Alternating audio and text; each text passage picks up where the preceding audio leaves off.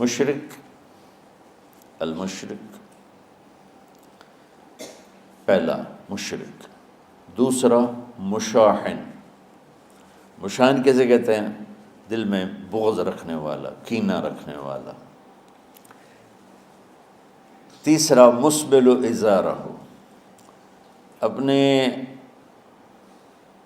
پاجامے شلوار چادر کو ٹخنوں سے نیچے تک لے جانے والا، لیکن ایک شرط کے ساتھ کہ وہ تکبر کی وجہ سے ہو، سستی کی وجہ سے ہے، غفلت کی وجہ سے ہے۔ چونکہ جب آپ نے ایک مرتبہ اس کے بارے میں بات کی تو حضرت ابوبکر صدیق نے کہا یا رسول اللہ، میری چادر، عرب چادر باندھتے تھے جیسے ہمارے پنجاب کا لباس چادر تھا، اب وہ کم ہو گئے، ہماری تو بزرگ عورتیں بھی اور مرد بھی سب چادر باندھتے تھے، شلوار کا تو کسی کو پتہ ہی نہیں ہوتا تھا ہمارے بچپن میں۔ یہ تو پھر آہستہ آہستہ جب تعلیم آئی تو شلوار دیہاتوں میں بھی اور شہروں میں عام ہو گئی۔ تو اگر وہ اس لیے لٹکا رہا ہے کہ طبیعت میں تکبر ہے، پھر اس وعید کا وہ حقدار ہے۔ اگر ویسے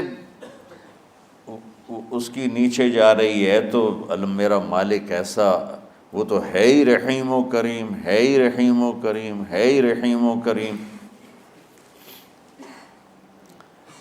صرف شلوار نیچے لٹکانے سے وہ اتنی شدید سزا دے۔ اگر اس کے پیچھے تکبر ہے، پھر ہے یہ، تکبر نہیں ہے تو انشاءاللہ وہ اس سے محفوظ ہوگا۔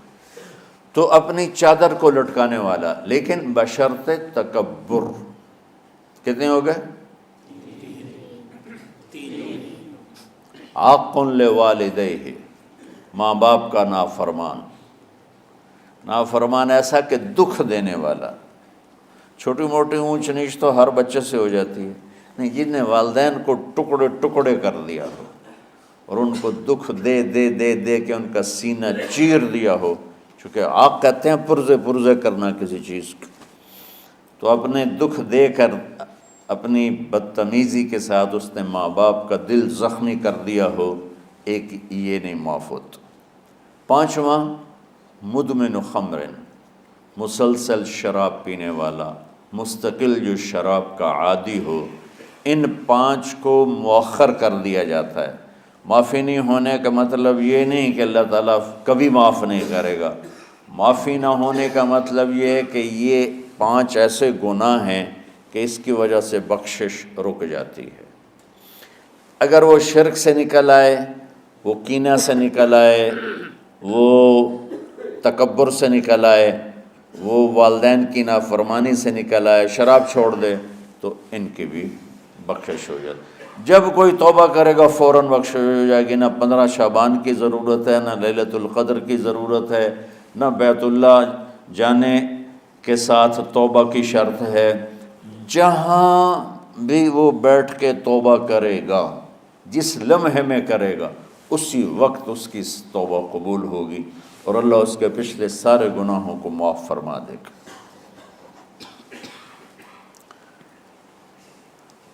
دن کا روزہ، رات کا قیام، زیادہ سے زیادہ قیام سے مراد نوافل ہیں، کوئی گھر میں پڑھ لے، کوئی مسجد میں پڑھ لے۔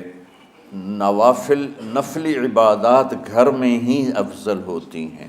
میرے نبی سنتیں ہمیشہ گھر سے پڑھ کے آتے تھے، تہجد اپنے گھر میں پڑھتے تھے، مسجد میں نہیں پڑھتے تھے، سوائے اعتکاف کے آپ اپنے نوافل سنتیں سب گھر میں پڑھتے تھے، اور مسجد میں صرف فرض آ کے ادا فرماتے تھے، اور اس کے بعد بیٹھنا ہوتا تھا تو بیٹھ جاتے تھے، اٹھنا ہوتا تھا تو اٹھ جاتے تھے۔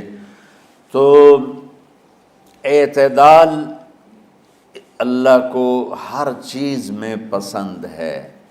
دنیا جو مختصر ہے اس میں کیسے پسند نہیں ہوگا؟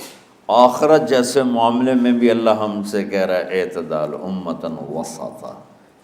ایسے عیسائیوں کی طرح ترک دنیا بھی نہ کرو، یہودیوں کی طرح دنیا کے پیچھے نہ پڑ جاؤ، رزق حلال بھی کماؤ، اپنے بچوں کو بھی دیکھو، اپنے فرائض کو بھی دیکھو جو دنیاوی ہیں، اور اللہ سے بھی اپنا معاملہ ٹھیک کرو اور درست کرو۔ بعد کے زمانے میں صحابہ کے بعد سے ہی ایک انتہا پسندی امت میں آئی، ساری ساری رات جاگنا۔ فلاں بزرگ تھے، وہ رسے سے اپنے بالوں کو باندھ لیتے تھے کہ نماز پڑھتے پڑھتے جب نیند آئے اور جھٹکا لگے تو رسے سے بندھے ہوئے بالوں سے اس جھٹکے سے تکلیف ہو اور ان کی آنکھ کھل جائے اور پھر نفلوں میں شروع ہو جائے۔ ایک فلاں بزرگ تھے، وہ اپنے آنکھوں میں نمک کا سرما لگاتے تھے تاکہ آنکھیں جل جائیں، اس میں وہ جلن پیدا ہو جائے اور نیند اڑ جائے۔ یہ ایسے واقعات بھرے پڑے ہیں۔ فلاں بزرگ تھے، انہوں نے 30 سال عشاء کے وضو سے فجر کی نماز ادا کی۔ یہ اپنی جگہ پہ بزرگی ہے، لیکن یہ بھائیو یہ دین ہم پیش نہیں کر سکتے۔ فلاں بزرگ تھے، وہ 30 سال سے ستو کھا رہے تھے کہ روٹی کھانے اور ستو کھانے میں 70 دفعہ سبحان اللہ کا فرق پڑ جاتا ہے، تو روٹی کھائیں تو 70 دفعہ سبحان اللہ کم کہہ سکتے ہیں، اور ستو کھائیں تو 70 دفعہ سبحان اللہ زیادہ کہہ سکتے ہیں۔ تو لہٰذا ان کا مجھے تو 30 سال ہو گئے، میں تو ستو کھا رہا ہوں، میں تو روٹی نہیں کھا رہا۔ یہ دین نہیں ہے، یعنی یہ وہ دین نہیں جو ہم انسانیت کو پیش کر سکیں۔ یہ تو لوگوں کو دوڑانے والی بات، یہ راہبانیت کی شکل ہے۔ یہ وہ دین نہیں جو ہم لوگوں کو پیش کریں گے تو وہ کہیں گے واہ واہ واہ واہ کیا دین ہے بھائی، قبول کرو۔ یہ ایک قسم کا غلو آیا۔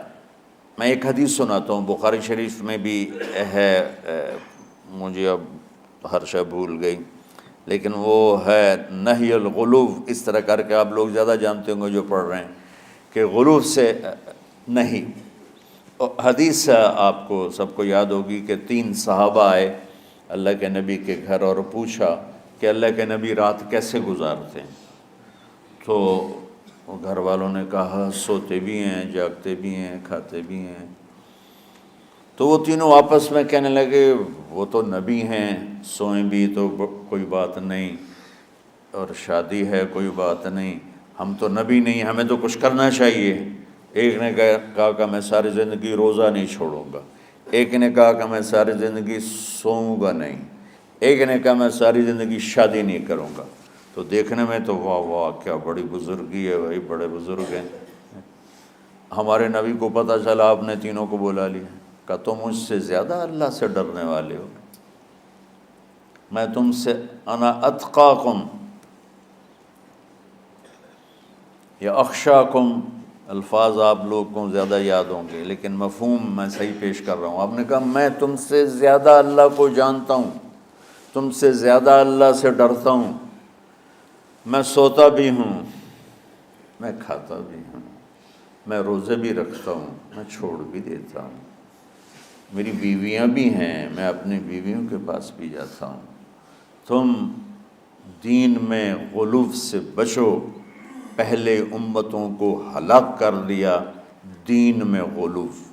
دنیا میں غلو یعنی انتہا پسندی، ایکسٹریمسٹ ہونا، دنیا ہو یا دین ہو، دونوں میں اعتدال بچو، اللہ تعالیٰ کو پسند ہے۔